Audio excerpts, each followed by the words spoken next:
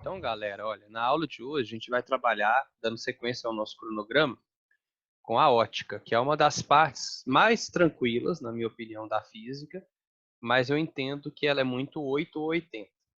Tem aluno que acha muito fácil e tem aluno que acha impossível, porque tem muita coisinha, muito detalhe, muita coisa para trabalhar. Essa primeira aula é uma aula de conceitos básicos da ótica geométrica. Então, a gente vai trabalhar os conceitos básicos, falar algumas definições, trabalhar com alguns exercícios. Eu coloquei vários exercícios na lista de exercícios, são 14, porque eles são, na minha visão, exercícios mais simples de serem feitos. Não quer dizer que eles são fáceis, porque se você não sabe o conceito, você não resolve. Mas eles são mais simples de resolver. Tá? Então, é por isso que eu coloquei mais. Beleza. E tem esse episódio que eu mandei para vocês no grupo, que é sobre o nascimento dessa ótica geométrica, sobre alguns exemplos, sobre o Newton, o trabalho que o Newton teve com a luz e outros carinhas também, outros cientistas também. Então não deixe de assistir não, já que tem gente reclamando que está com pouca coisa para fazer, né? Está entediado, assistam. Então vamos começar aqui com a ótica geométrica, que é o primeiro trabalho do Newton como cientista, foi o que deixou o Newton famoso, foi o trabalho dele com as cores, tá? E aí, por que a gente chama de ótica geométrica? Porque a gente trabalha usando geometria plana. Tudo que a gente estiver trabalhando aqui, a gente vai trabalhar como se fosse a geometria plana. Semelhança de triângulos, regra de 3, trabalhar com ângulos, esse tipo de coisa. Tá? Então, o que é essa parte aqui da física que a ótica traz, né? A ótica vai trabalhar com os fenômenos relacionados com a luz visível. Então, tudo que tiver relacionado com a luz visível, a gente vai tentar trabalhar nessa ótica geométrica. Bom, mas por que luz visível? Toda luz é visível, não? Não, né? A luz visível é uma pequena parcela de um espectro da luz que existe no universo, né? Se a gente fosse pensar em questão de frequência, vamos pensar que a frequência vai aumentando assim, para quem lembra aí, frequência é a quantidade de repetições que uma onda tem por segundo, né? Então, por exemplo, frequência em hertz. A luz com menor frequência que a gente tem notícia, né? São as ondas de rádio. Então a gente fala, ou você fala, luz de rádio ou onda eletromagnética, que são o rádio, né? A definição de luz, toda vez que você falar luz, na verdade está querendo falar em onda eletromagnética. Então existem ondas eletromagnéticas que são visíveis aos nossos olhos. E é isso que a gente vai trabalhar na ótica geométrica.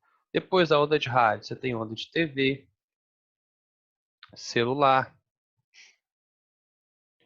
micro-ondas, um tanto de coisa, Wi-Fi, Bluetooth, não sei o que e tal, até chegar numa onda chamada infravermelho.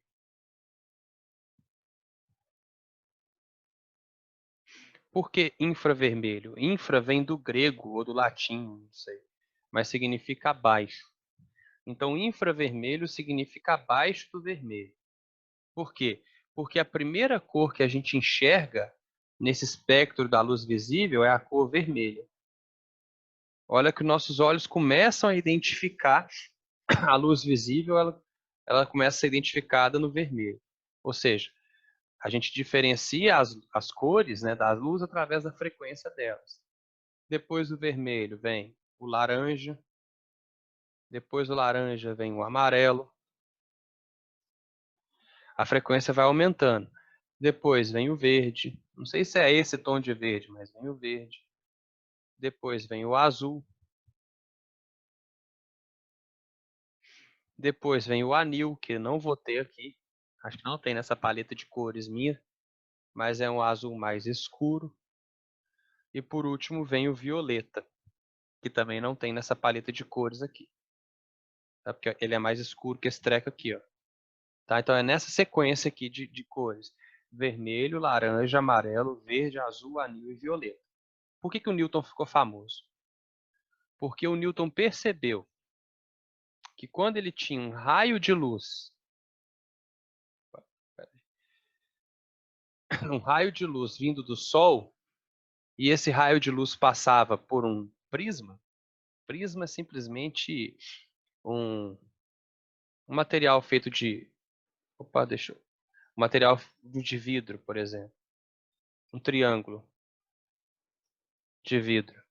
O Newton percebeu que a luz, ao passar por um prisma, ela se decompunha em várias cores. Então, ela entrava no prisma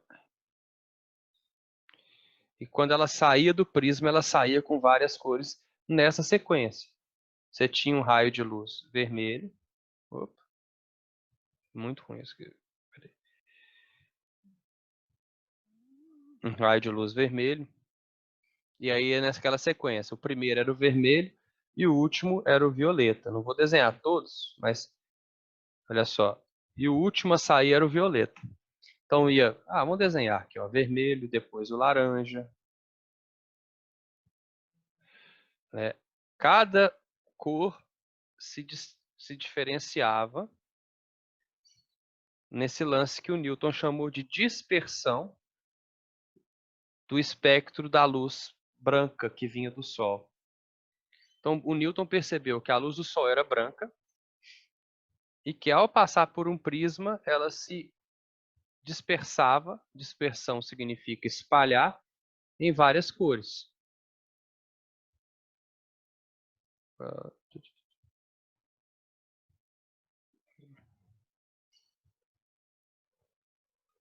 Isso aqui é o azul, anil, né, que eu falei. Vou colocar o azul, tipo assim, tá? Então, o Newton ficou famoso por isso. Lógico que não foi só isso, né? O trabalho dele tem várias outras coisas. Então, ele mostrou para a gente que a luz do Sol, a luz solar, ela vinha para a gente branca e que a cor branca, na verdade, era a junção dessas cores, desde o vermelho até o violeta. E o que ele percebeu também, apesar da luz do Sol ser composta por várias cores, ele não precisava de todas as cores para produzir uma luz branca. Então, olha só, você tinha lá vermelho,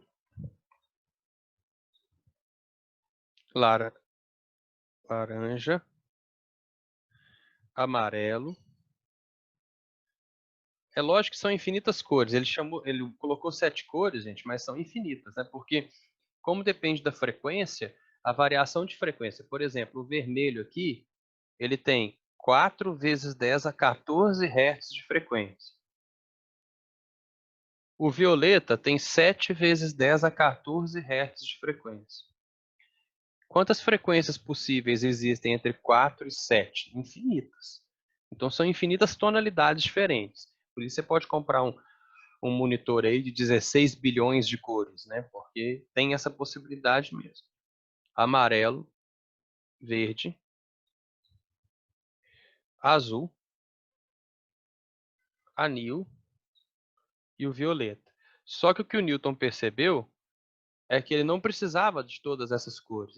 Ele percebeu que com vermelho, verde e azul, ele conseguia produzir quaisquer outras cores. Então, vermelho, verde e azul são as cores primárias da luz. Você fala assim, mas eu aprendi que era amarelo, né? Não era azul, era amarelo, era vermelho, verde e amarelo. Gente, essas cores, vermelho, verde e amarelo, são as cores primárias para tinta, para pigmento. A gente está falando de luz aqui, tá? Então, quando a gente fala de luz, a gente tem vermelho, verde e azul, e eu vou mostrar como é que funciona, tá? Como cores primárias. Passou de 7 vezes 10 a 14, nossos olhos param de enxergar. Aí a gente chama de ultravioleta. O que é ultra?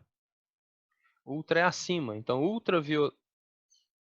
que é violeta. Escrevi errado, né? Passou do violeta, os nossos olhos perdem a capacidade de enxergar. Depois do ultravioleta, a gente pode citar os raios X. E depois dos raios X, a gente pode citar também os raios gama, tá? Que são raios ultraenergéticos com frequência muito grande e, consequentemente, eles são bem nocivos ao nosso corpo, porque eles são muito pequenininhos. Então, eles podem colidir com uma molécula de DNA e produzir uma célula defeituosa, gerando câncer, por exemplo. Tá? Vou mostrar para vocês como é que funciona as cores primárias. Alguém ia perguntar alguma coisa? A massa do gama é desprezível, né? Aqui tudo é massa desprezível porque é onda eletromagnética, né? Ah, entendi. Tá? Deixa eu ver aqui. Estão conseguindo ver aí? Sim? Sim. Então, olha só. São as três cores, né? Vermelho, verde e azul. Se eu ligar essa lanterninha aqui vermelha, a pessoa enxerga vermelho. Se eu ligar a lanterninha verde, enxerga verde. Para que a gente consiga enxergar uma certa cor, a gente tem que ter essa luz chegando nos nossos olhos, né? Depois eu mostro para vocês como é que funciona. Se eu colocar as três cores primárias na mesma intensidade, eu produzo a luz branca, certo? Mas, por exemplo, se eu tiro o vermelho e deixo só verde e azul, eu produzo outra cor, uma cor secundária, chamada ciano. Se eu tiro, por exemplo, o azul, eu produzo outra cor secundária, que é o amarelo. Então, vermelho com verde gera amarelo. E se eu deixar isso aqui, ó, que é o vermelho com azul, eu vou ter o magenta. Então, olha só, cores primárias, luz. Então, vamos ver se eu acho aqui, olha só.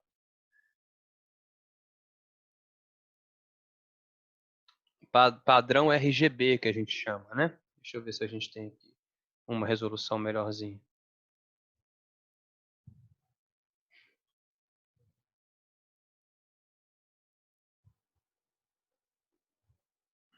Então, olha só. Se eu tenho a junção de vermelho com o verde, eu produzo a luz amarela. Tentando aqui pegar aí, ó. Então, ó, o amarelo é a junção de uma luz vermelho com verde.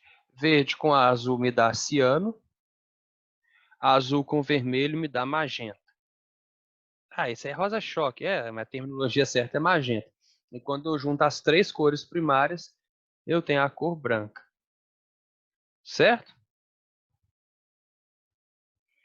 Então não tem segredo, assim, decoreba. Por isso que muito aluno não gosta de ótica, é porque ótica tem muita decoreba. Mas beleza, né? Bom, vamos voltar para cá, quer ver?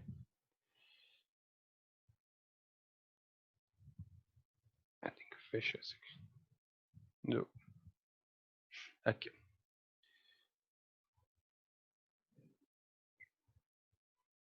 Continua com meus desenhos aqui, sabe?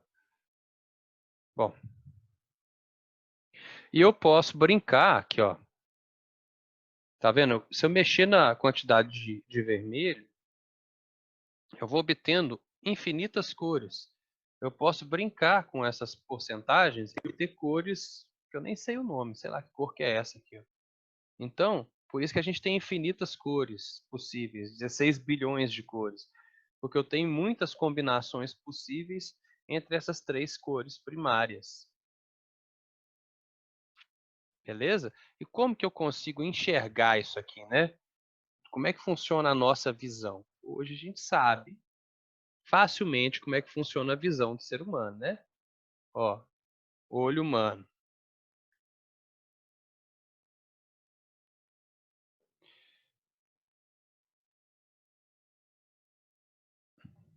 Basicamente,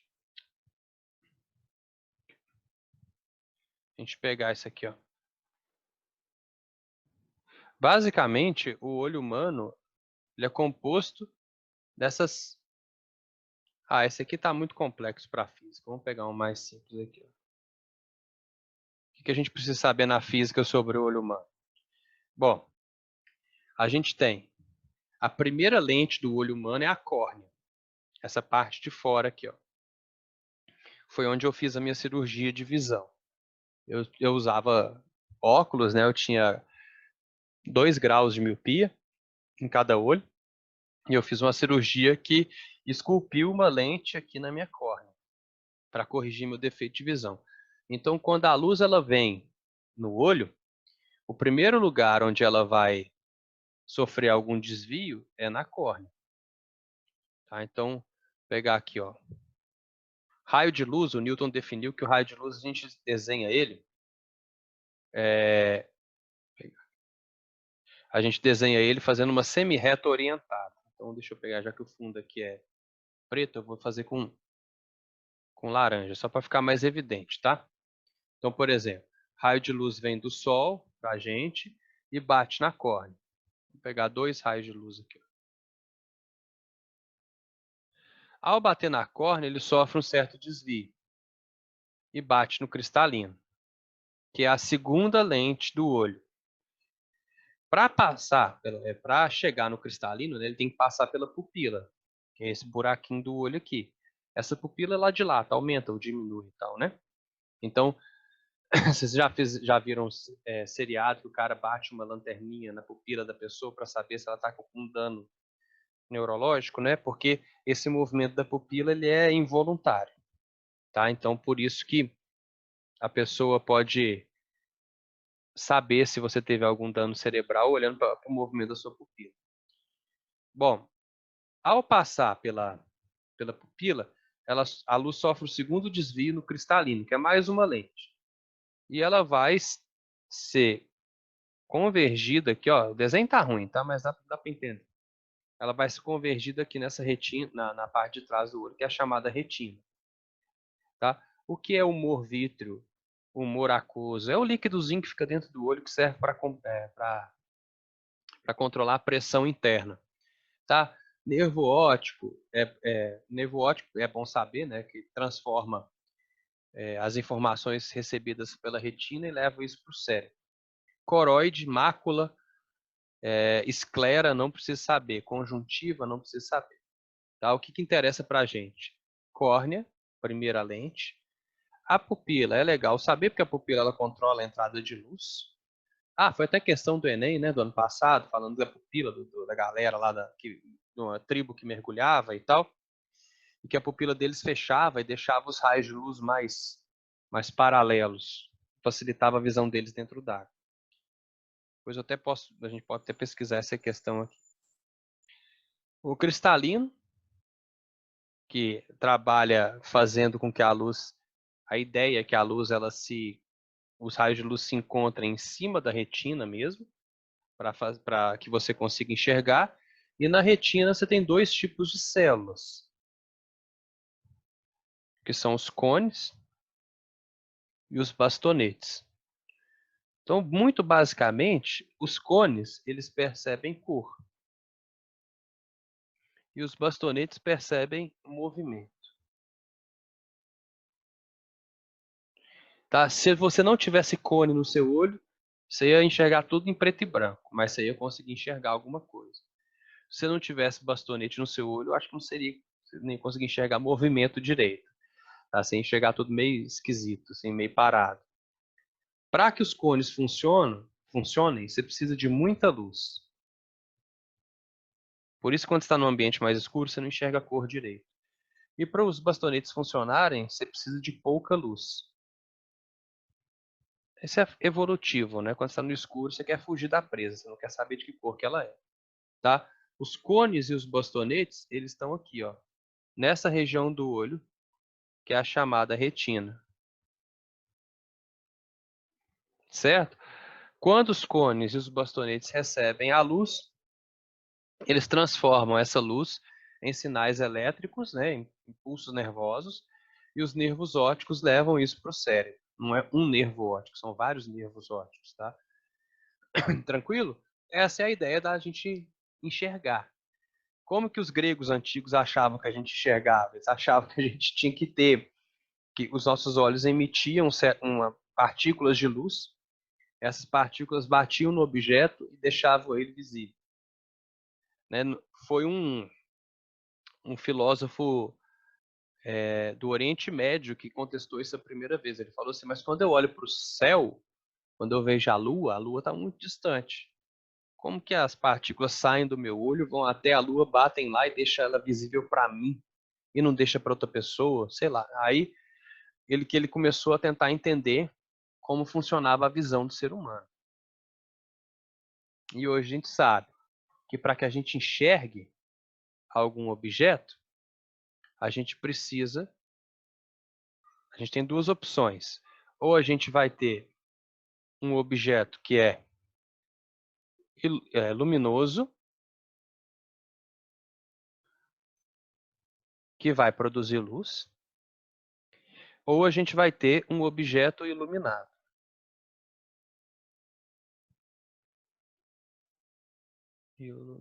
Então, assim, o objeto luminoso, ele pode ser chamado de fonte primária de luz.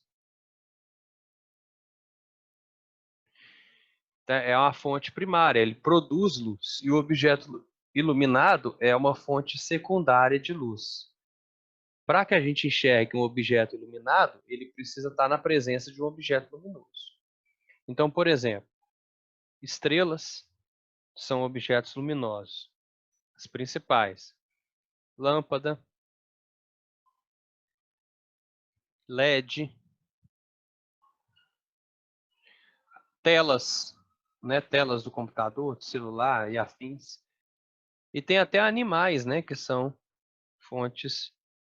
A gente fala animais bioluminescentes, tipo vagalume e tal. Esses produzem luz. Então, para que eu enxergue o objeto luminoso, não tem segredo. Se o objeto luminoso emite luz vermelha, eu vou enxergar ele vermelho. Basta eu olhar para ele. Então, imagine o seguinte. Imagine que aqui eu tenha um objeto e esse objeto produz luz.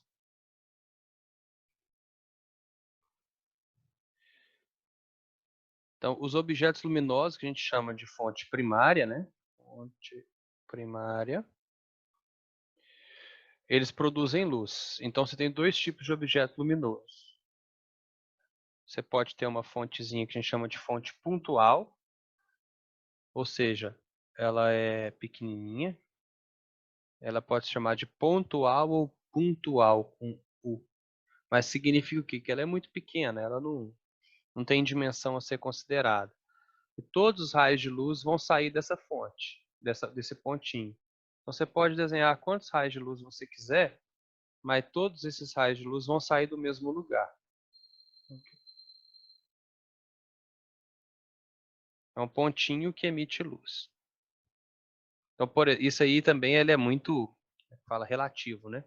Porque, por exemplo, uma estrela para a gente é pontual, mas se você for para perto dela, você vai ver que ela é grandona. E tem o que a gente chama de fonte extensa, que é uma estrela, o Sol. Se você olha o Sol de perto, você vê que ele é uma fonte extensa de luz.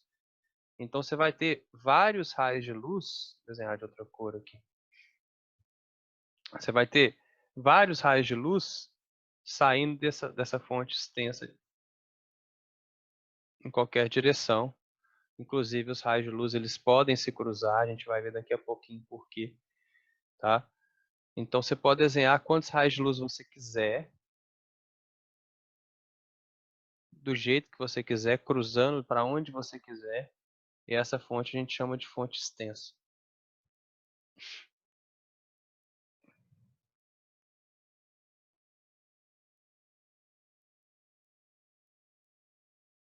Tá? Então, uma estrela ela pode ser fonte extensa quando você olha ela de perto e pode ser uma fonte pontual quando você olha ela de longe. Então, isso é relativo.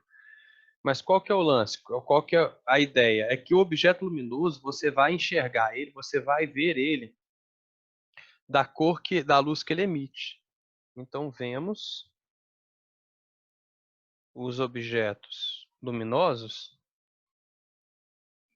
da luz que eles emitem. Então, se você tem uma lâmpada verde, você vai ver o objeto verde. Se você tem uma lâmpada amarela, você vai ver ele amarelo.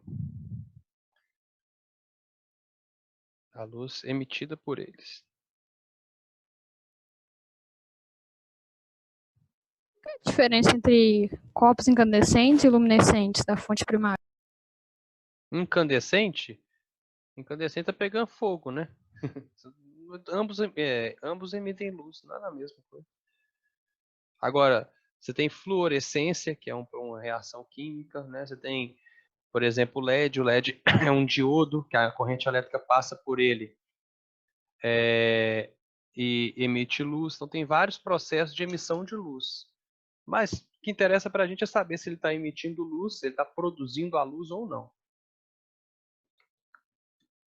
Quando a gente trabalha com um objeto iluminado, aí a gente já não tem aquela regra, porque ele é uma fonte secundária de luz.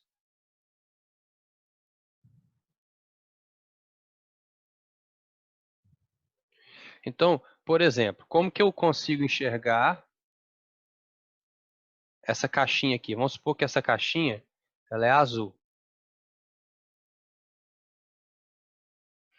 E eu estou aqui do lado dessa caixinha, ao ar livre, né? Então o sol está lá longe, assim, ó, emitindo a luz dele. Você sabe que a luz do sol é branca, finge que isso aqui é o sol, tá? A luz do sol é branca. E eu estou olhando para esse objeto e estou percebendo que ele é azul. Bom, a luz do sol ela vem, incide sobre esse objeto. Ele não é um objeto luminoso. E ao incidir sobre esse objeto, os meus olhos só recebem uma cor de luz, que é a luz azul. Por isso que eu vejo ele azul. Então, ó, eu estou olhando para ele e está chegando até meu olho uma luz azul. A luz do sol vem branca. Branca é a junção de todas as cores. Estava lá no primeiro slide, depois eu vou escrever para vocês de novo. E ela está chegando ao meu olho somente na coloração azul. O objeto iluminado, a gente vê ele da cor da luz que ele reflete. Vemos da cor da luz refletida por eles. Quando a luz incide sobre um objeto, tem três opções. Ao incidir, a luz pode ser refletida, absorvida ou transmitida. A transmissão ela pode ser chamada também de refratada, refração. Então, a luz pode ser refletida, absorvida ou refratada. O que significa a reflexão? É quando a luz bate e volta.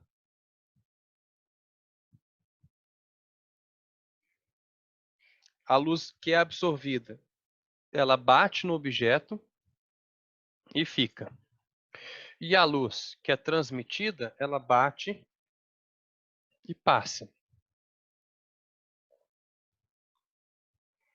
Quando a gente trabalha com a transmissão da luz sobre o objeto, a gente tem três tipos de objeto, né? Três tipos de corpo. Então, olha só, falando em transmissão, um corpo ele pode ser transparente, opaco e translúcido. Então, ó, ele deixa a luz passar. Se ele deixa a luz passar tudo, ele é transparente. Então, agora, por exemplo, o ar ele é um objeto transparente perto da gente. Mas o ar pode ser um objeto translúcido, ele pode ser um meio translúcido, se tiver fumaça nele, por exemplo. Não vai passar tudo, né? Quando a gente fala que um objeto é translúcido, ele passa uma parte da luz por ele. Então, se você pega, por exemplo, um chá, né, um guaraná, por exemplo, a luz passa parcialmente por ele. Se você pega um óculos com as lentes amarelas, também vai ser um objeto translúcido, não vai ser transparente. Para que o objeto seja transparente, ele não pode ter cor. E vocês vão entender por quê. E o objeto opaco não passa nada. Ah, então o objeto opaco ele pode ser o quê? Ele pode ser porque a luz foi refletida por ele, por isso ele é opaco, mas pode ser também porque a luz foi absorvida por ele e por isso ele é opaco. Quer ver, ó? Olha que coisa mais maluca do mundo, quer ver? Vocês vão achar que é algo editado no Photoshop, quer ver? Eu vou passar para vocês aqui um vídeo de uma tinta, e essa tinta ela é 99,99% opaca. Vocês já viram isso? Olha só que bacana. A high-tech company by the name of Surrey Nanosystems claims to have invented the blackest black you Olha have que ever bacana. seen, which goes by the name of Vantablack. Vantablack is the definition of darkness. It's a material that absorbs 99.965%.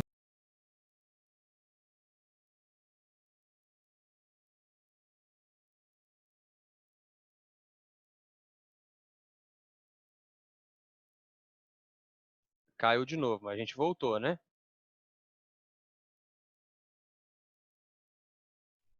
Então tá bom. Voltamos na mesma chamada. Olha que bacana dessa tinta. Essa tinta ela absorve 99,96% de toda a luz incidente sobre ela. Olha que doideira. Um rosto, né, pintado com essa tinta. Olha só. Isso buga o cérebro da gente, porque a gente não está acostumado com esse tipo de coisa.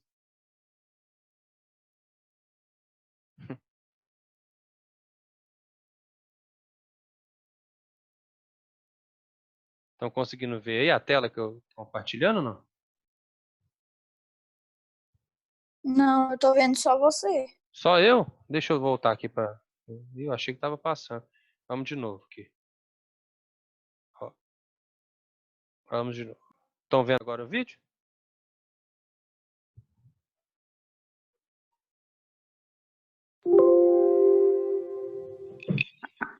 E agora? Agora sim. Olha só que doideira a tinta. Ela absorve 99,99% da luz incidente, né? Então, você buga o cérebro da gente. Olha lá, onde que está o pirulito ali, pintado com a tinta, tá vendo? Olha só.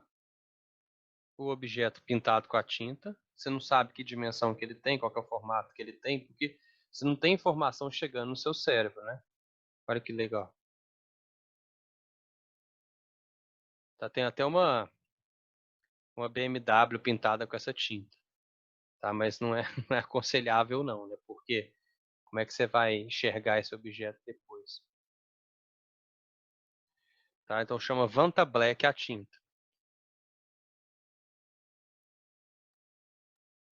Perdi de novo o quadro, mas eu acho que eu tinha salvo ele. Tá difícil, né, velho? Hoje tá difícil. Ô, Vero. Então é o seguinte, quando o objeto é iluminado,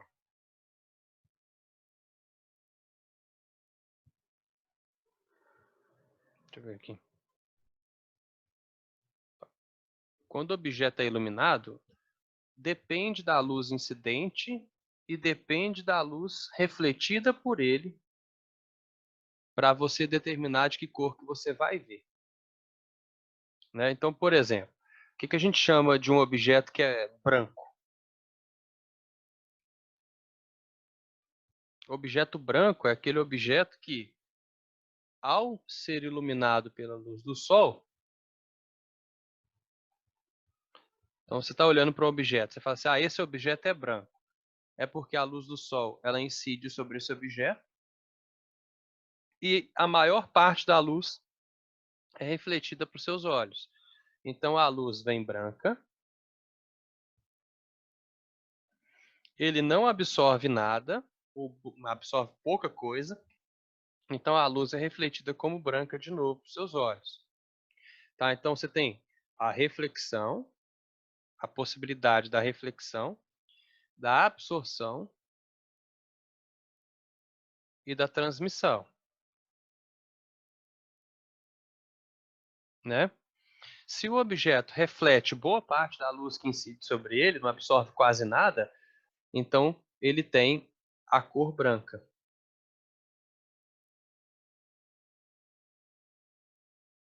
Então o que a gente fala? Cor branca, se for no mundo ideal, seria total reflexão. Por outro lado, o que significa um objeto que é preto? Igual aquele objeto lá, o Vanta Black. Todo preto. Um objeto pintado com aquela tinta lá. Significa que a luz do sol, qualquer luz vai incidir sobre aquele objeto e ele vai absorver quase tudo. Então você olha para aquele objeto, mesmo ele sendo iluminado por cor branca, se você vê ele como uma cor preta, seria uma total absorção. Por que então que a gente não enxerga aquele objeto, dá um bug no nosso cérebro? Porque a gente não está recebendo nada daquele objeto. E isso é esquisito para a gente, porque no nosso dia a dia, a gente não tem nenhum objeto que é completamente preto. Tá? Então, a cor branca significa que ele vai refletir a maior parte da luz e a cor preta vai absorver a maior parte da luz. Se for um objeto, por exemplo, azul,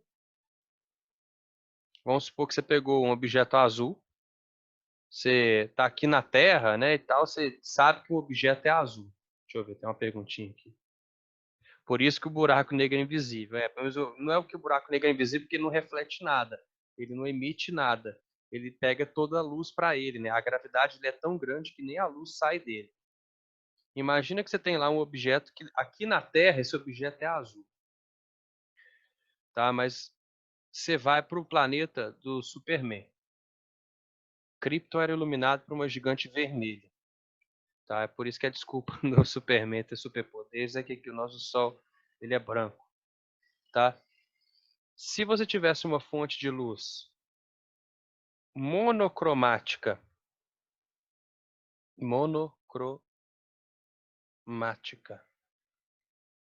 uma cor, né? Monocromática, uma cor. Então, monocromática vermelha. Essa estrela só emite luz vermelha, tá?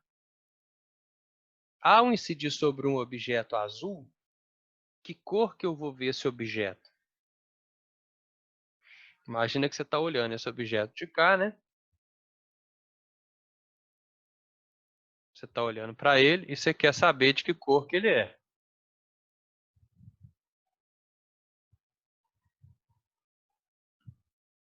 Bom, se ele é azul, a gente combinou que ele era azul, a gente viu ele azul aqui na Terra, né? O que significa um objeto azul? Por que ele é azul? Se ele não emite luz, não, ele não vai ser vermelho não, Henrique. Ele é azul porque ele reflete azul, certo? Então, quando eu coloco esse objeto azul aqui na Terra, a luz vem branca. Então, a luz do Sol vem aqui, ó, ela vem branca. E ele reflete só a cor azul. Por isso que eu vejo ele azul. O que ele fez com as outras cores? A gente viu que existiam 7 cores: vermelho, laranja, amarelo, verde, azul, anil e violeta. A gente viu que existem essas 7 cores. Mas ele está refletindo só o azul. O que aconteceu então? Ele absorveu, significa que ele absorve tudo, exceto o azul. Por isso que a gente vê ele azul. Então, um objeto vermelho, por exemplo, ele absorve todas as cores da luz do Sol, exceto o vermelho. O objeto que é verde, ele absorve tudo menos o verde, e assim por diante. Então, ele só te reflete o azul. Por isso que a gente vê ele azul. Entenderam? Se eu pego um objeto que absorve tudo, exceto o azul, ou seja, é um objeto que reflete só azul, e eu coloco sendo iluminado por uma luz que é monocromática vermelha, então aqui não tem outra cor senão a cor vermelha. De que cor que eu vou ver ele? Eu vou ver ele como preto, porque ó, ele é azul, ele reflete só azul, ele absorve tudo menos o azul. Então, ao incidir essa luz vermelha vai ser o quê? Absorvida. Ele reflete azul, mas não tem azul. Então, o que vai acontecer? Ele não refletirá. Se ele não vai refletir nada, eu vou ver esse objeto como preto. Então, um objeto azul iluminado por uma luz vermelha, se ela for só vermelha, ele não vai refletir nada, você vai ver ele preto. Isso serve para todas as cores. Se você tem um objeto verde iluminado por uma cor que não é verde, ele vai ser sempre preto. Tá? Por quê? Porque ele só reflete o verde. Se você ilumina ele com uma luz amarela, ele fica preto. Então, ó, exemplo clássico que uma vez caiu no vestibular, acho que da UFMG, se não me engano. Tinha isso aqui, ó.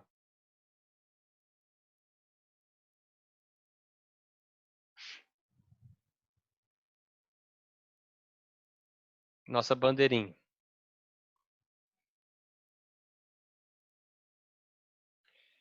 Aí falava, né, ó, aqui é a região 1, aqui é a região 2, vamos chamar essa aqui de região 3, e a faixa é a região 4. Beleza?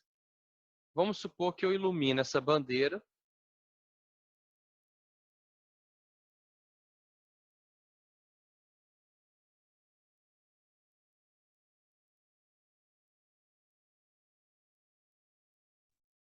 Gente, até onde vocês conseguiram ouvir o que eu estava explicando?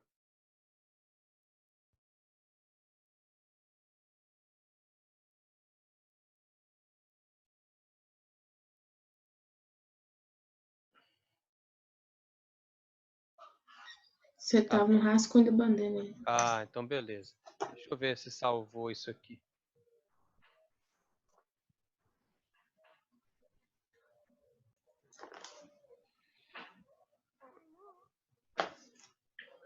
O Abud, Hum.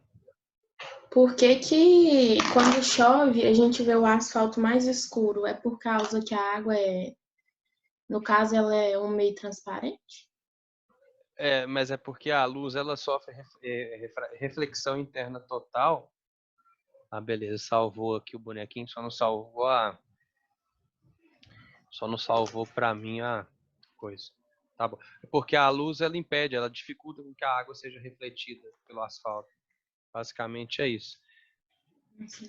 Aí vem menos luz na sua para você. Obrigada. Vamos ver aqui. Ai, ai. Vamos lá, que a Vera vai deixar a gente ter aula hoje.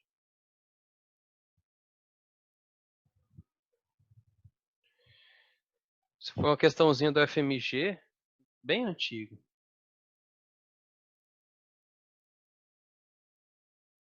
A Lívia perguntou assim, e se não for uma fonte monocromática e não for da cor do objeto, também será preto? Depende, Lívia. Quer ver? Ó? Vou dar um exemplo aqui disso aí usando a bandeira. Quer ver? Ó? Depende se vai ter aquela cor ou não, né? Então, por exemplo, já foi até questãozinha do Enem, mais ou menos isso que você perguntou também. Então, vamos colocar aqui a bandeira.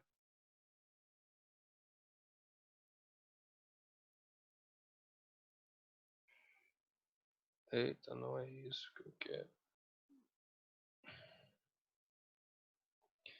Aí aqui região 1,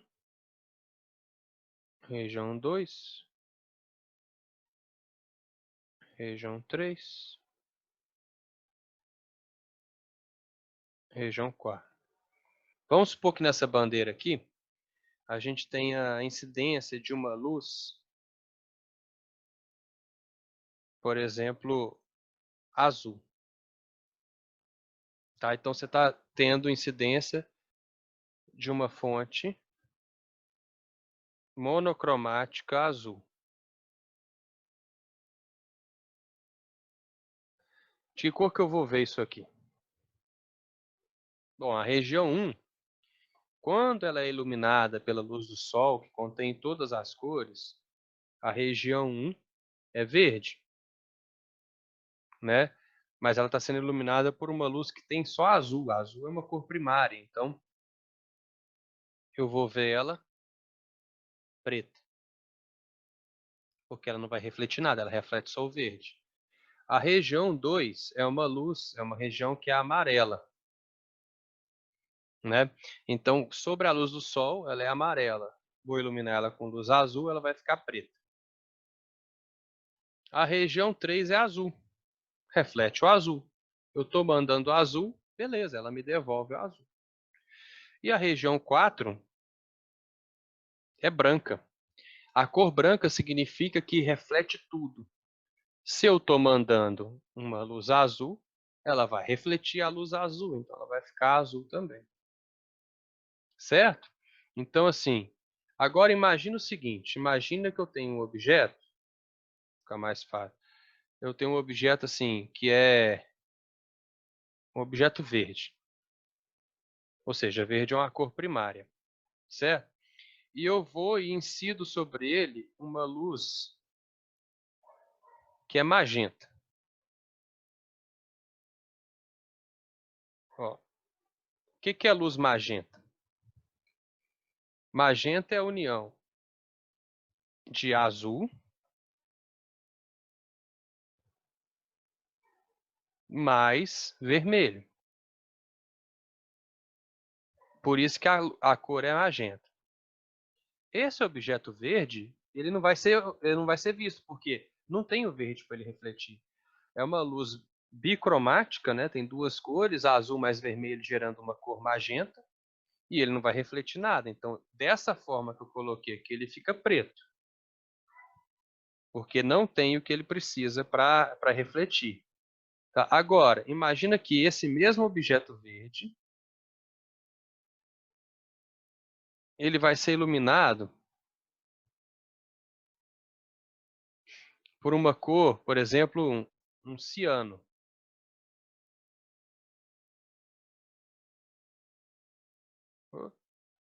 Sempre eu pego um negocinho errado. Aqui, ó. O ciano é o quê? Ciano é a junção de azul mais verde.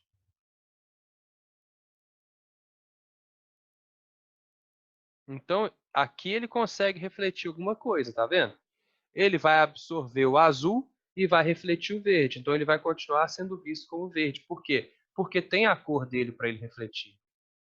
Então, por que ele vai ser visto como verde? Porque ele absorve a parte azul da luz e reflete o verde.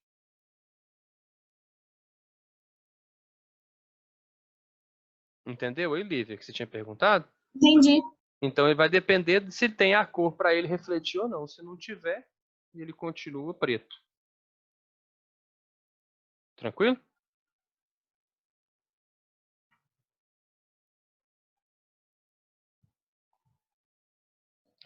E também tem a possibilidade da gente obter a cor através da transmissão.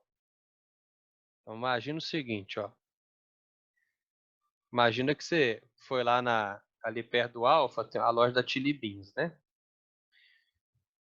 Aí você passou lá e esforçaram você a comprar um óculos, aqueles óculos esquisitos que tem lá.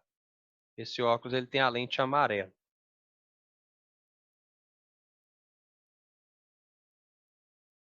O que significa que a lente dele é amarela? Significa que toda luz que passa por ele é absorvida. menos a luz amarela.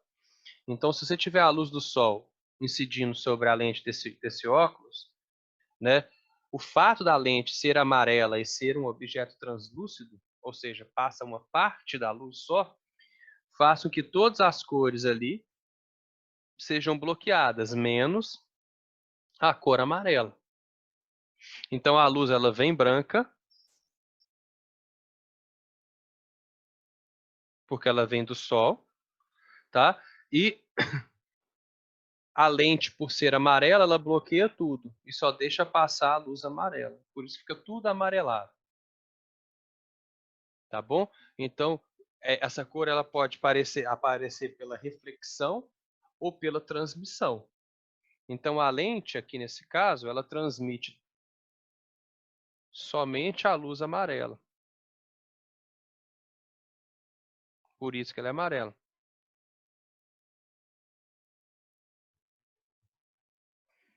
Entenderam, então? Essa partezinha? Vamos para os princípios da ótica geométrica, aí eu vou dar alguns exemplos, e aí a gente pode passar para os exercícios. Então, esperar que não caia mais. Quando o Newton percebeu essa ideia das cores e tal, e ele queria desenhar isso, a Bárbara perguntando assim, gente, quando for assim essa aula nossa no curso, pode usar o microfone à vontade, é pouca gente, tá? Só peço para mutar quando não estiver falando nada, tá? Mas pode escrever também se preferir. Nesse dos óculos, Bárbara, ou em qualquer outro lugar, a transmissão é quando a luz passa por um objeto. Então imagina o seguinte aqui, ó. Imagina que eu tenho um objeto e esse objeto sei lá, pode ser verde. Tá? Então, ele é todo verde.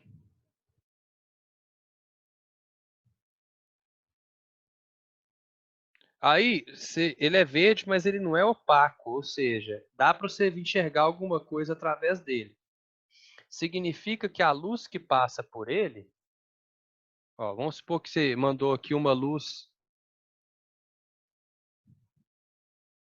igual a gente deu aquele exemplo, né? Uma luz ciano. O que é uma luz ciano? Ela é composta de verde mais azul, por isso que ela é ciano, certo?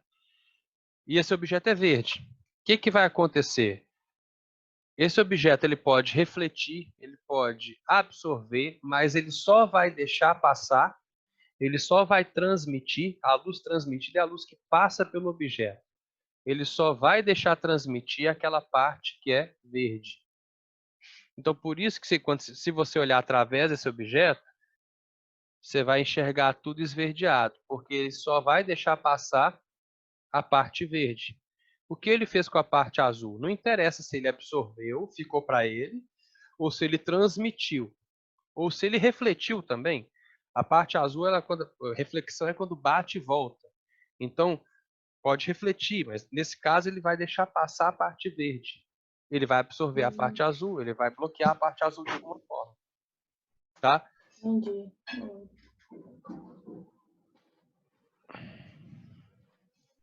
Quando o Newton começou a trabalhar com isso e ele queria mostrar para os outros, tinha que escrever um artigo científico, né?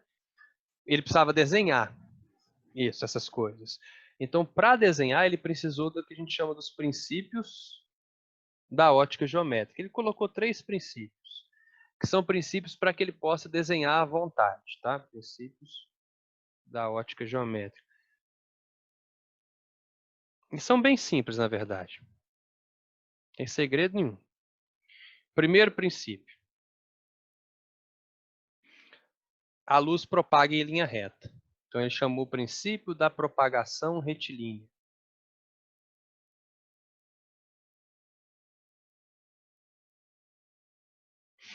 Tá? Significa que, para desenhar raio de luz, ele falou, eu posso desenhar raio de luz fazendo uma semi-reta orientada. Eu posso desenhar um raio de luz, eu posso desenhar um feixe de luz, feixe é um conjunto de raios, e esse feixe de luz ele pode ser ou um feixe convergente, ou seja, os raios estão indo para um único ponto, ou ele pode ser também um feixe divergente, que é quando os raios de luz eles estão saindo de um único ponto. Tá? Então, raio de luz vai ser representado por um segmento de reta orientado. Raio é quando é um só. Esse aqui seria um feixe paralelo. Pode ter quantos se você quiser, mas feixe paralelo é um feixe de luz onde os raios não vão se encontrar. Qual que é o exemplo mais clássico de um feixe paralelo? Raio que vem do Sol. Quando a gente tem os raios de luz vindos do Sol, o Sol está muito longe da gente e ele é muito grande em relação a gente. Todo raio de luz que vem do Sol, você desenha eles paralelos. Então é regra. Tá? Raio de luz que vem do Sol sempre vai ser raio paralelo.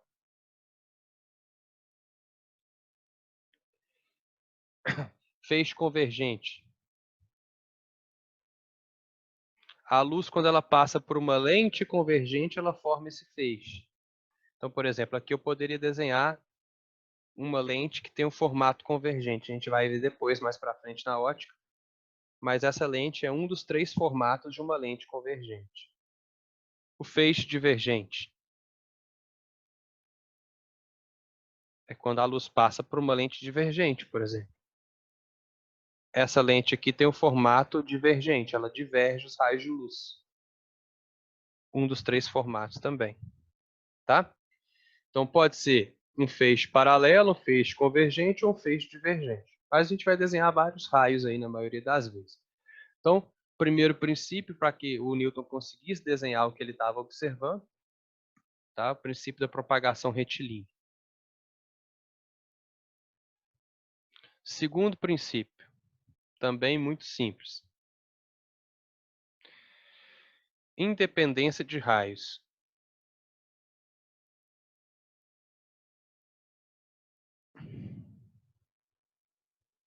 O que é isso? Raio de luz, quando cruza com raio de luz, não acontece nada.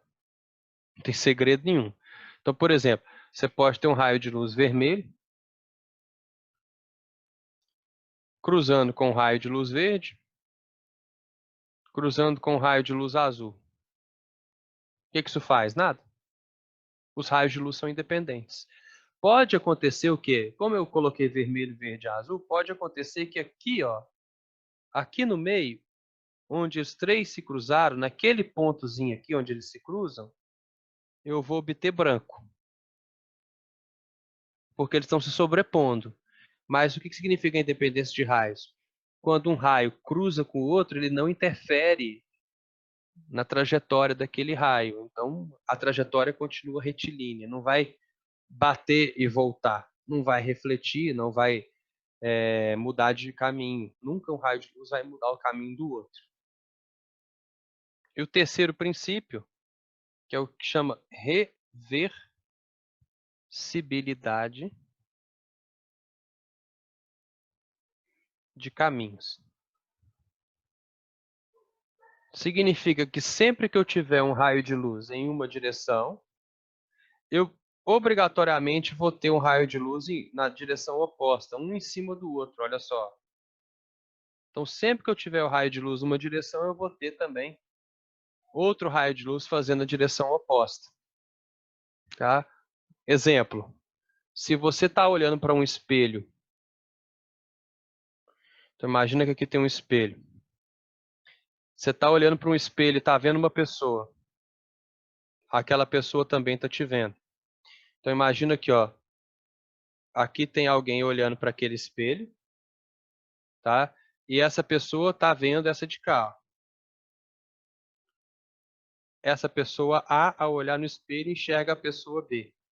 Então a pessoa B, ao olhar no espelho, enxerga a pessoa A. Por quê? Para que a pessoa A enxergue a pessoa B, como pessoas não são seres luminosos, tem que aparecer um raio de luz vindo, batendo na pessoa B, refletindo no espelho e indo até a pessoa A.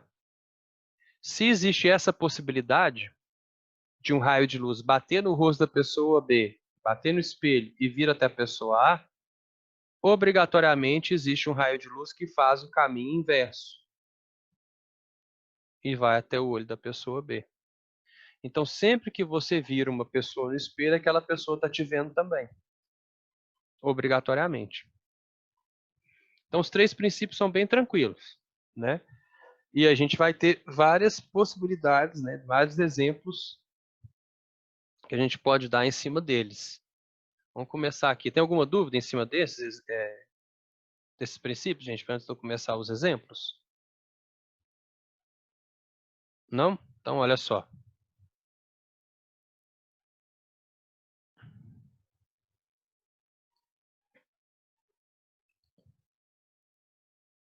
Vou pegar aqui.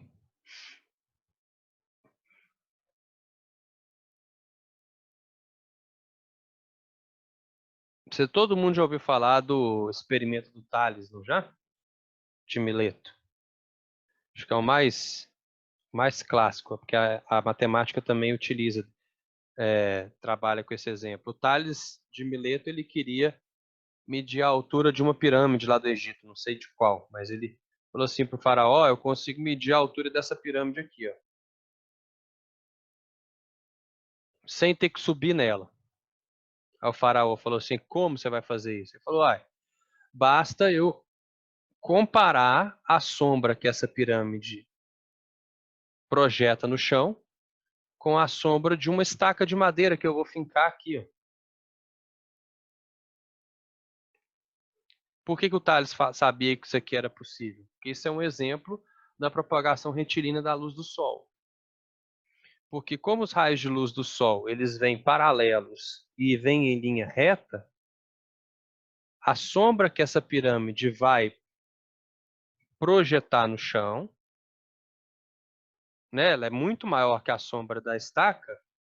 Deixa eu colocar a estaca mais longe, que essa pirâmide ficou bem grande. Vou pegar.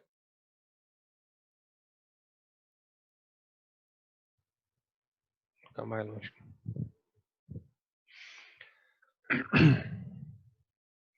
A sombra dessa estaca ela vai ser proporcional em questão de tamanho. Agora eu tenho que pensar aqui em 3D, tá, gente? Ó, sei que é difícil e que meus desenhos são top, mas aqui, ó, aqui tá a estaca. Onde que tá a sombra da pirâmide? Vem daqui da base da pirâmide até ali, né? Então eu vou desenhar aqui como se fosse uma, ó, ela vai estar assim. Vamos ver se eu consigo desenhar aqui estilo Henrique, ó. Aqui até aqui, ó. Vai fazer uma sombra gigante aqui, né? E a sombra dessa estaca de madeira ela é pequenininha. Eu posso comparar. O que o Tales sabia é que ele podia comparar a altura dessa pirâmide, chamar de Hzão, com o tamanho da pirâmide, chamar de Dzão. Essa sombra toda aqui.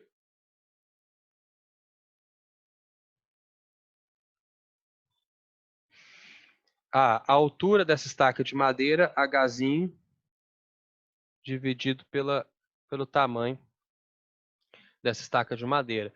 São triângulos semelhantes, tá? Isso que forma aqui. Então ele falou assim, ó, como os raios são paralelos e tal, não mudam de direção, não fazem curva, eu sempre vou poder comparar Hzão sobre Dzão igual a Hzinho sobre Dzinho. Tem N exemplos, né, disso aí nos exercícios que eu vou passar para vocês, nos exercícios vestibulares. Fulano de tal está ao lado de uma árvore. Ele nota que a sombra da árvore tem tantos metros e que a sua tem tantos metros. Se ele sabe a sua altura, qual o tamanho da árvore? É só fazer regra de 3. Isso que eu desenhei aqui, ó, isso que eu escrevi aqui, é uma regra de 3. Certo?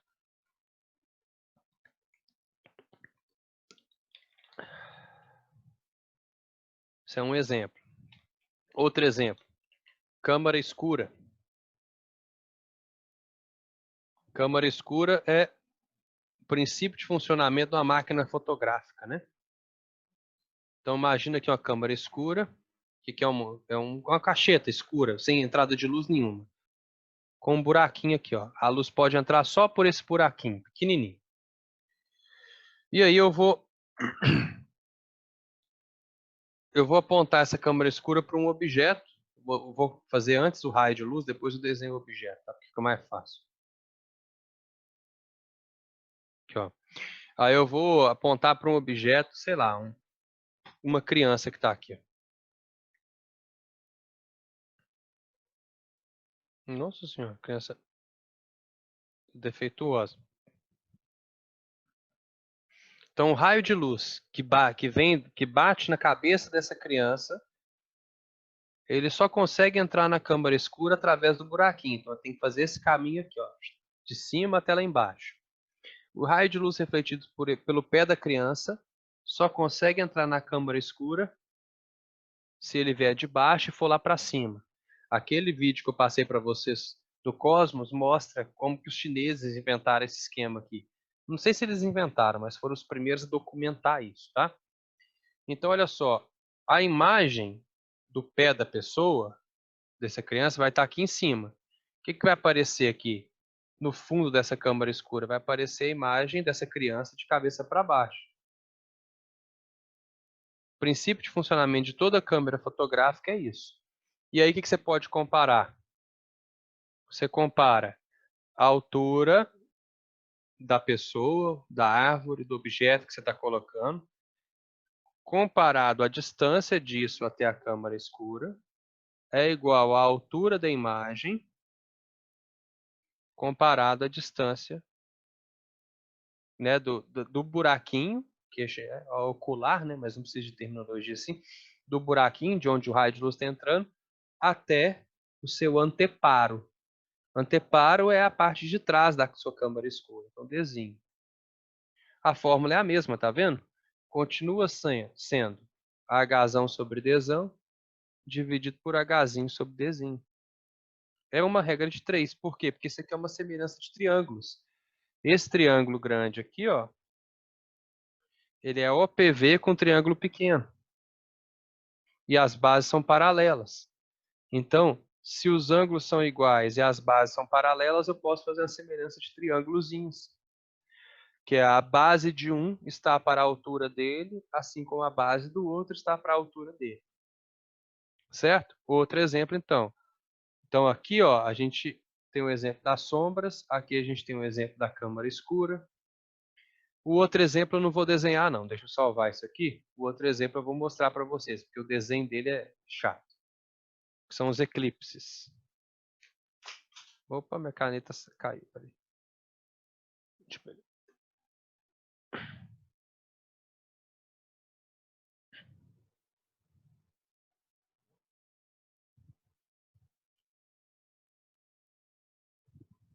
Estou abrindo aqui a imagem. Não, a imagem está ruim. Deixa eu pegar outra imagem aqui.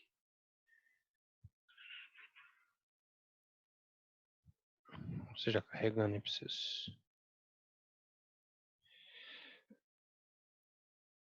Mais fácil. Deixa eu ver se essa imagem está boa. Tá. O que é o eclipse solar, por exemplo? A Lua é um objeto opaco. Então, ela bloqueia a luz do Sol. Eu vou mostrar para vocês a diferença entre isso que acontece com a Lua e isso que acontece, né? Desse eclipse solar, que é quando a Lua ela bloqueia a luz do Sol em uma parte da Terra. Então, olha só. Quem está aqui, ó, nessa pontinha, não enxerga o Sol. Tá? Ali a gente tem o que a gente chama de sombra. A sombra é quando um objeto opaco, nesse caso a Lua, bloqueia a luz de uma fonte luminosa. Bloqueia completamente. Quem está nas redondezas da sombra está no que a gente chama de penumbra. Penumbra sempre vai estar contornando a região de uma sombra. Se a gente tiver um objeto muito grande iluminando, tá? Uma fonte extensa. Por que acontece essa penumbra? Porque aqui a gente tem uma fonte extensa. Eu vou ensinar vocês a desenhar essas coisas. Tá? Apesar de desenho não aparecer tanto em vestibular, mais que é tudo fechado. Tá? Então, o que é o eclipse solar? É quando a Lua bloqueia A Lua bloqueia a luz do Sol em uma determinada região da Terra. Quem está na sombra está vendo um eclipse total do Sol. É raro, tá? Acontecer na sua cidade.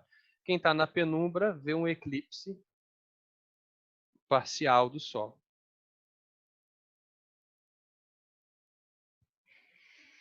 Beleza? Então, assim, qual que é a diferença? O eclipse lunar é que a Terra é muito maior do que a Lua. Então, a Lua vai passar onde? Na sombra que a Terra gera. Não tem penumbra para cobrir a Lua, né? Cadê? A penumbra estaria aqui, ó. Essa região aqui é uma região de penumbra, essa aqui também.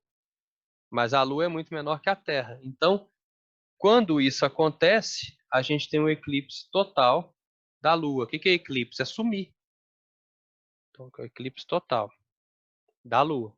A Lua fica vermelha, né? Ela some e fica vermelha porque a única luz que consegue iluminar a Lua é a luz vermelha da luz solar, porque ela contorna a Terra, tá? Acontece um fenômeno chamado Blood Moon, mas aqui no caso você vai falar que é o eclipse total da Lua. Perguntinha básica. Qual é essa fase da Lua aqui, ó? Qual é a fase da Lua para eu ter um eclipse solar? Questão de geografia para vocês. Nova? Seria a Lua nova. Por quê? Porque o Sol está iluminando a bunda da Lua. Quem está na Terra não está vendo. Então, para ter eclipse solar, a Lua tem que estar na Lua nova. Para ter eclipse lunar, a Lua tem que estar em qual Lua? Cheia. Tá bom?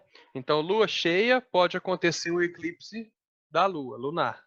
Lua nova só pode acontecer o eclipse solar. Certo?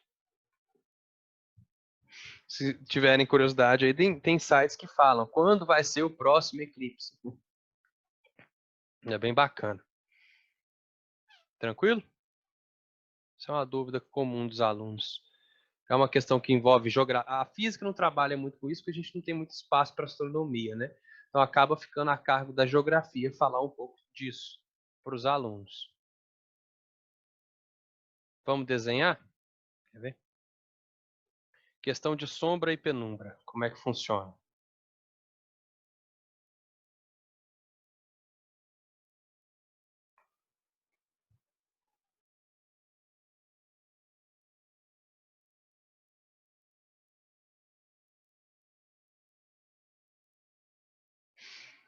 Se você tiver... Tem várias combinações possíveis, né? Não, na verdade são duas combinações possíveis. Primeira combinação é o seguinte. Você tem uma fonte pontual, uma fonte pequenininha, mais um corpo opaco.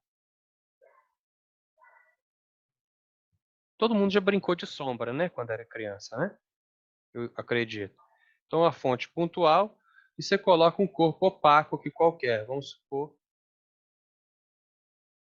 um objeto qualquer aqui que vai bloquear a passagem dessa luz.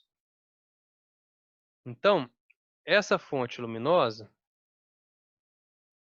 ela vai emitir vários raios de luz e eles vão parar aqui nesse corpo, porque ele é um corpo opaco.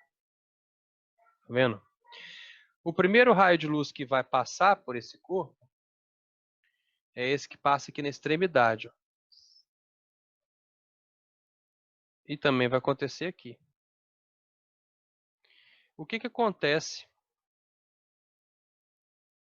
nessa região aqui, ó?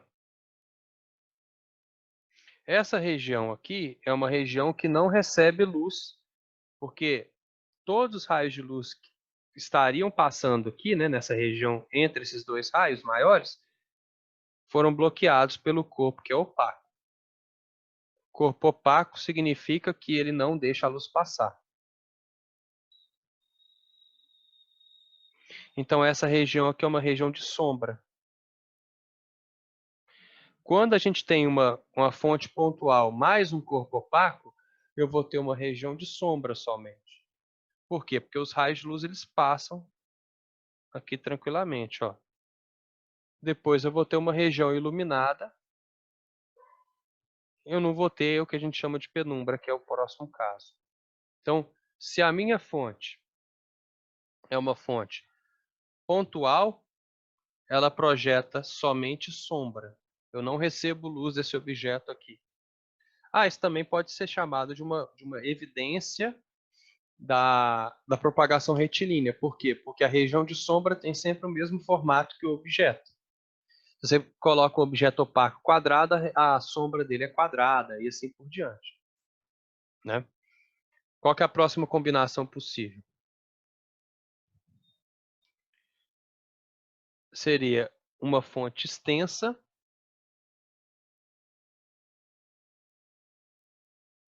mais um objeto opaco.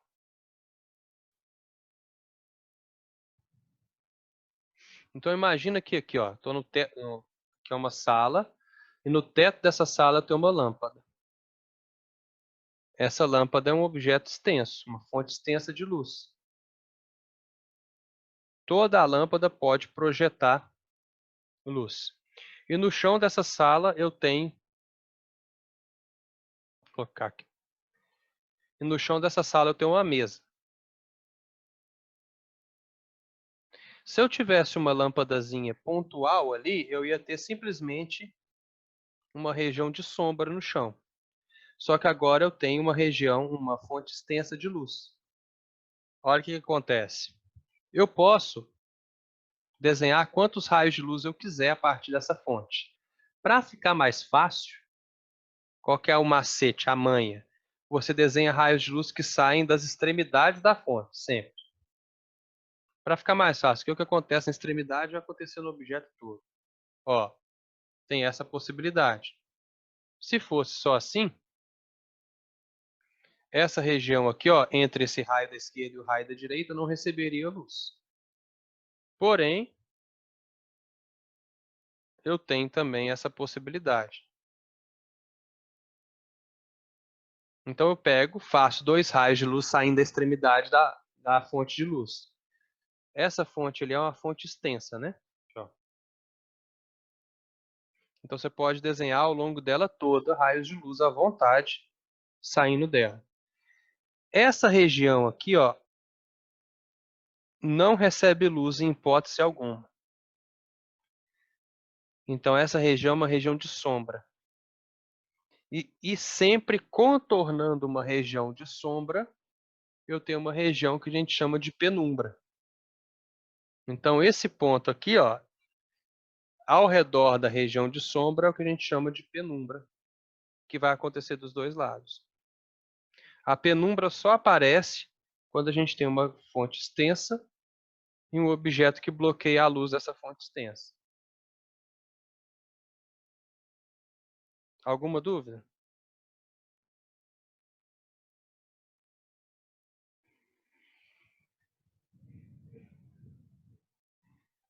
Não? Tá tranquilo, então?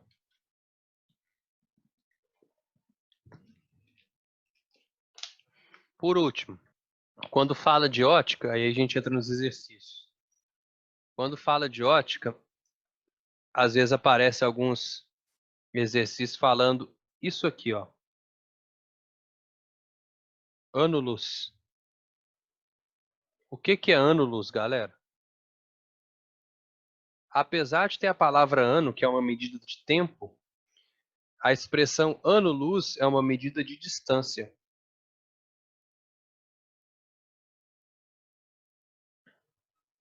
É esquisito.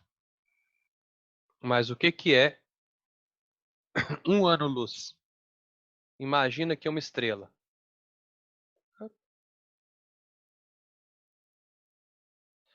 Essa estrela emite luz, né? E essa luz ela propaga no espaço infinitamente. Como as distâncias na astronomia são muito grandes, criou-se essa ideia do ano-luz. A velocidade da luz é de 3 vezes 10 a 8 metros por segundo, quando está no vácuo. Então, um ano-luz é a distância percorrida pela luz em um ano. A luz percorre 3 vezes 10 a 8 metros a cada segundo, tá? Então, 1 ano-luz é a distância percorrida pela luz em 1 ano.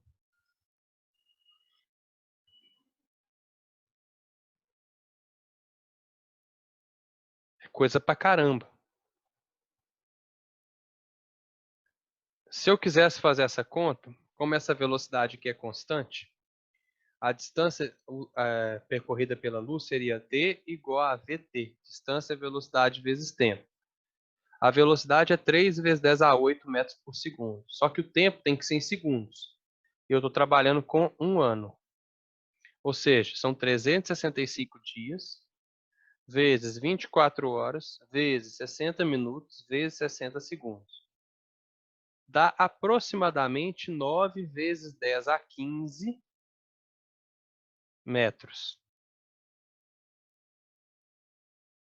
10 a 15, galera, é muita coisa, tá? A estrela mais próxima da gente é o Sol. Ele está a 8 minutos-luz da gente. A luz do Sol demora 8 minutos para chegar até aqui. Significa que se o Sol apagasse agora, a gente demoraria 8 minutos para descobrir. Para o mundo acabar, né? Tirando o Sol, existe uma estrela chamada Próxima, na constelação de Centauri. E ela está a 4 anos-luz da gente. A luz que a gente recebe dela foi emitida há 4 anos atrás. Se ela explodisse agora, nesse exato momento, a gente só ia descobrir em 2024. Tá? Então, quando você olha para o céu, você está recebendo luz que foi emitida há milhões e milhões de anos. Quando você olha para o céu, você está olhando para o passado das coisas. Pode ser que a estrela nem esteja lá ainda, mas, né? A luz dela foi emitida há tanto tempo que ela pode ter morrido já, pode ter apagado e a gente está recebendo luz dela ainda. Certo? Tranquilo? Então vamos lá para o nosso PDF de hoje. Vocês já estão com ele aí?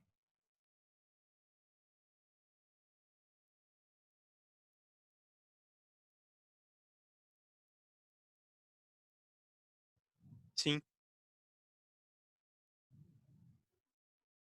Vamos fazer alguns aqui para a gente.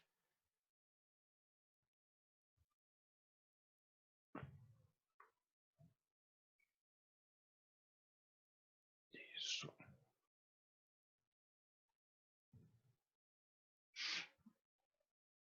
Tá aqui. Estão vendo aí, né?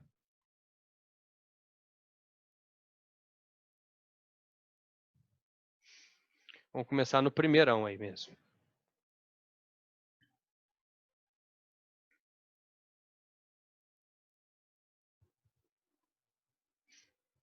Então. SOHO, a abreviação de Solar and Heliospheric Observatory, é uma sonda que orbita o Sol e coleta informações de nossa estrela utilizando vários instrumentos.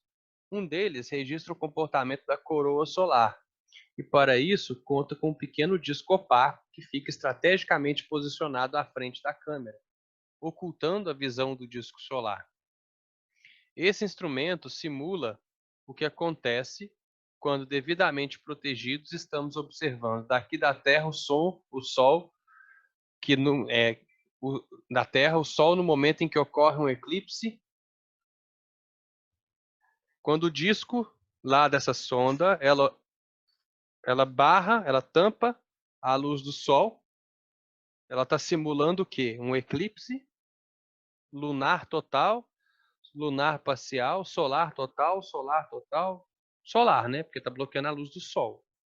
A gente não está vendo o Sol. Tá, é um solar total com a Lua se interpondo entre a Terra e o Sol. Solar total com a Terra se interpondo entre a Lua e o Sol. Qual dos dois? Letra C ou letra D? A letra C? Letra C, né? Porque quando você tem um eclipse solar, você tem a Lua bloqueando a luz do Sol. É isso que a Lua faz quando você está tampando o Sol. De novo, essa da Federal do Rio de Janeiro, né? falando sobre a música do Queen. Tá? E fala assim, o autor, o músico Fred Mercury, está descontrolado de euforia e afirma estar viajando na velocidade da luz. Ele fala, I'm traveling at the speed of light. I want to make a supersonic man out of me. Né? Essa música é muito boa, se vocês não tiverem escutado até hoje. Eu coloquei a terceira vez que eu uso essa música para a questão. Sabemos que a velocidade da luz no vácuo tem um valor de 3 vezes 10 a 8 metros por segundo e que ela representa o limite físico das velocidades. O que é isso? Nenhum objeto pode chegar à velocidade da luz. Nenhum corpo com massa chega à velocidade da luz. Muito menos ultrapassa. Então, essa é a velocidade máxima no nosso universo. Se fosse possível, Fred Mercury viajar à velocidade da luz e saísse da Inglaterra, em que lugar aproximadamente ele chegaria se voasse durante 8 minutos? Eu já contei a resposta, né? Mas vamos fazer a conta. Você faria D igual a VT. Então, a velocidade é 3 vezes 10 a 8 e o tempo é 8 minutos. Então, é 8, só que aqui está em metros por segundo. E aqui está em minutos. Não rola fazer essa multiplicação. Então, eu vou ter que multiplicar para 60, porque 8 minutos tem 60 segundos. 8 vezes 3, 24. 24 vezes 6, 144. Mais um zero que eu deixei de lado. Vezes 10 a 8 metros. Aí ele estaria lá no Sol, que fica a cerca... vamos colocar em notação científica. Tá 1,44. Ó, 1, 2, 3. Vezes 10 a 11 metros. É isso mesmo, né? Ele estaria onde se ele voasse por 8 minutos? Ele estaria no Sol, que fica a cerca de 1,4 vezes 10 a 11 metros da Terra. A Lua está bem mais perto, então ele não chegaria na Lua, ele passaria da Lua.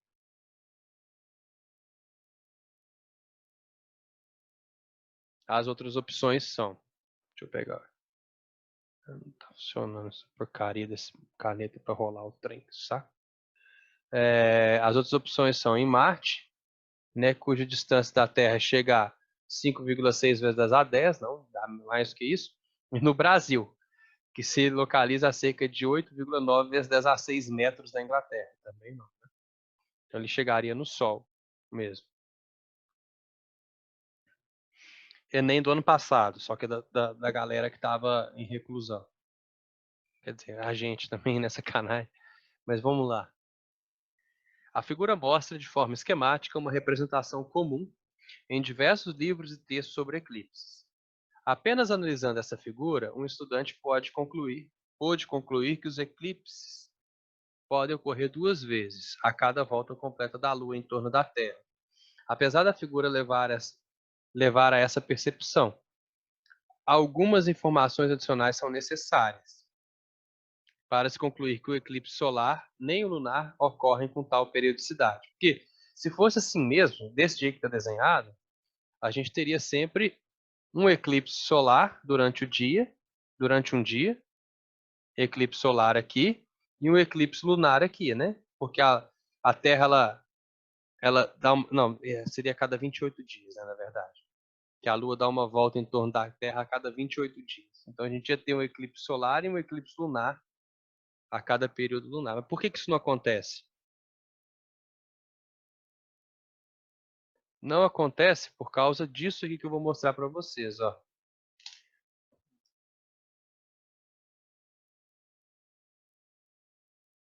Eu vou achar aqui rapidão. Já achei.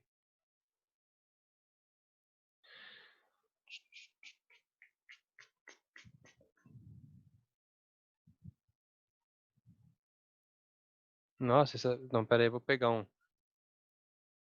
Deixa eu ver se essa figura aqui tá melhor.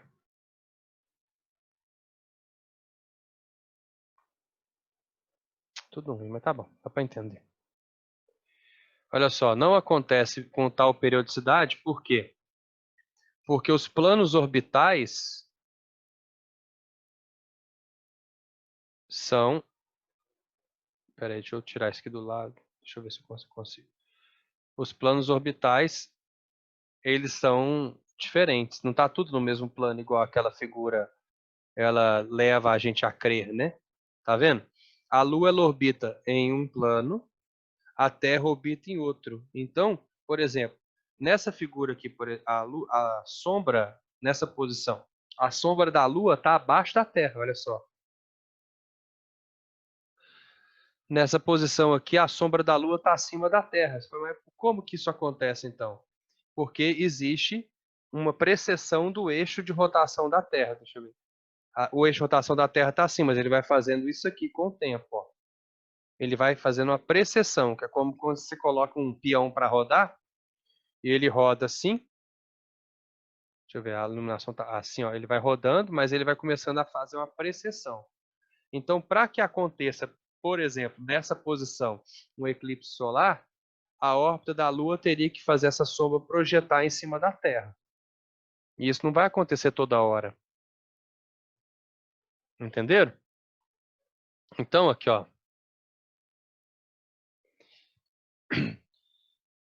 A periodicidade dos eclipses ser diferente da possível percepção do estudante ocorre pela razão de eclipses noturnos serem imperceptíveis da Terra, como se tivesse noite na Terra toda ao mesmo tempo, né? Não.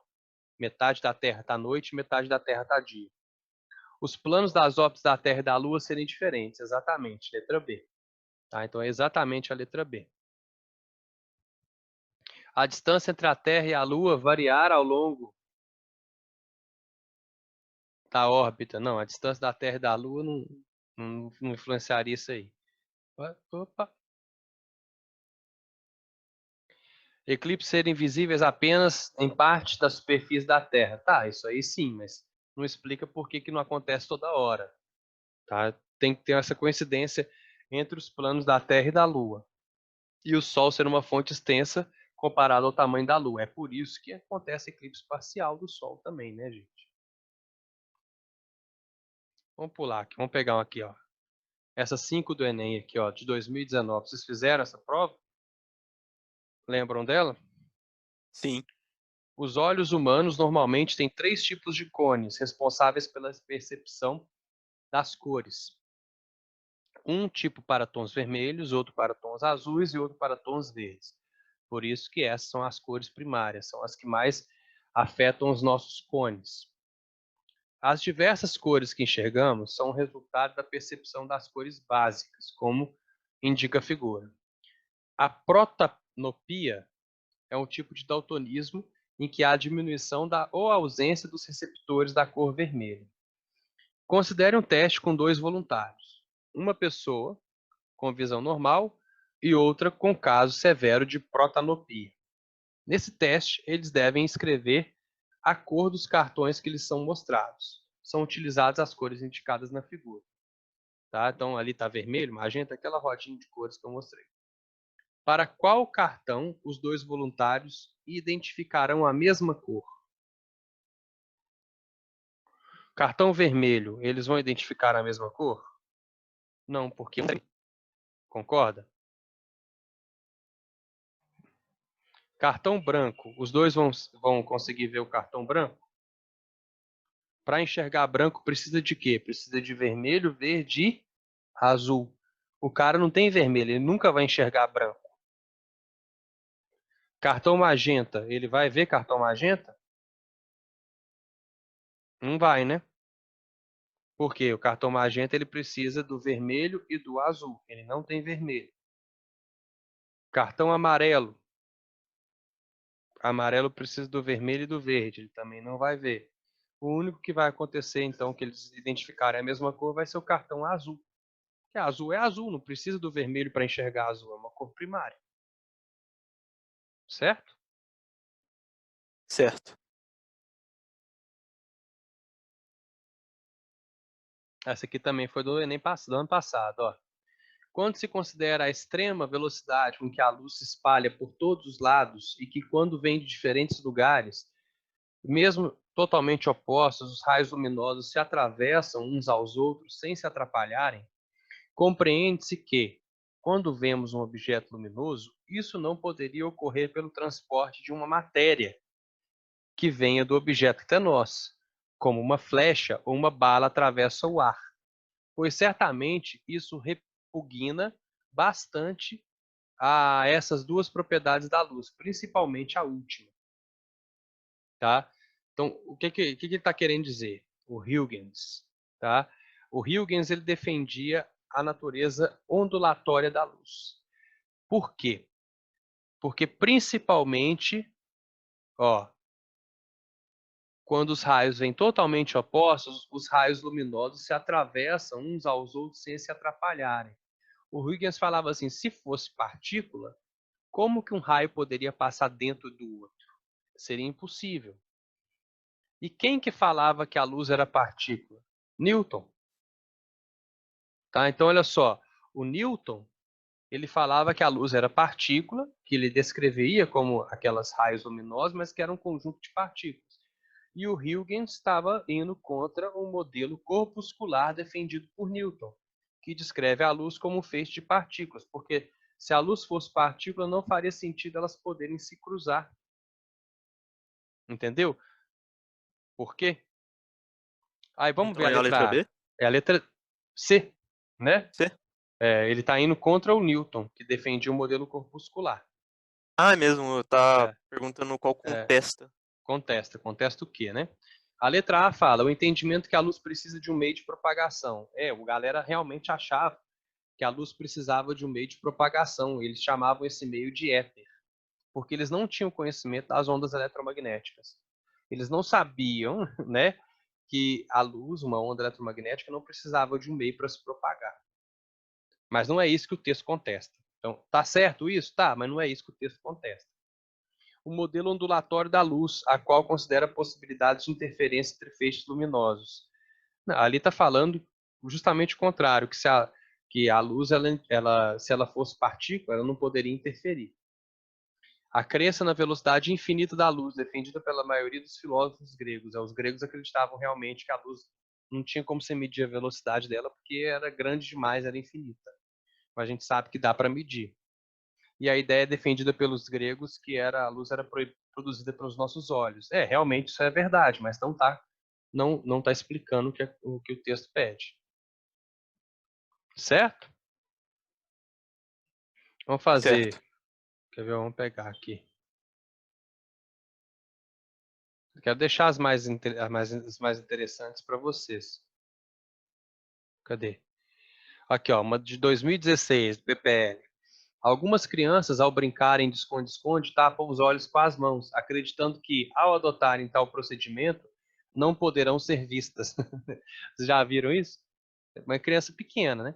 Essa percepção da criança contraria o conhecimento científico, porque para serem vistos, os objetos eles têm que refletir partículas de luz, que são os fótons que atingem os nossos olhos. Letra A. O fato de você não receber partícula de luz não faz com que você não seja visto. Tranquilo? Sim. Eu vou deixar vocês brincarem com essa lista. Essa lista é toda inédita, mas na apostila tem exercício extra. Se estiver falando de espelho, não precisa fazer, tá? Porque nesse cronograma nosso, como a gente vai ter mais tempo, né? A gente teria mais tempo, o cronograma que eu fiz no início do ano, eu separei a aula de introdução à ondulatória, porque muitos alunos têm dificuldade pra caramba em ondulatória de ótica.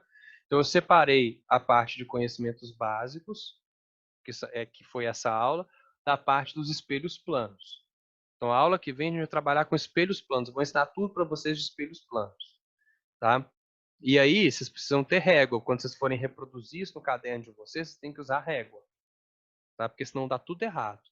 Então, vocês arrumem uma régua aí na quarentena. Todo mundo deve ter em casa, né? Beleza? Então, vocês vão tentar fazer até sexta-feira o restante dessas questões. Vocês vão tentar fazer as apostilas, então pode fazer de 2019 a de 2020, tá? Todas as duas estão disponíveis lá no material de aula.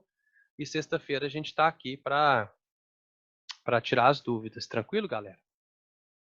Alguma dúvida, alguma coisa que vocês não entenderam direito, que vocês queiram que eu explique de novo?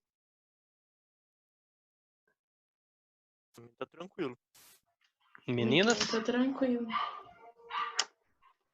Tô de boa. tipo, Amanda, Jordânia, Ana Clara, todo mundo, entendeu? Aham. Então tá bom.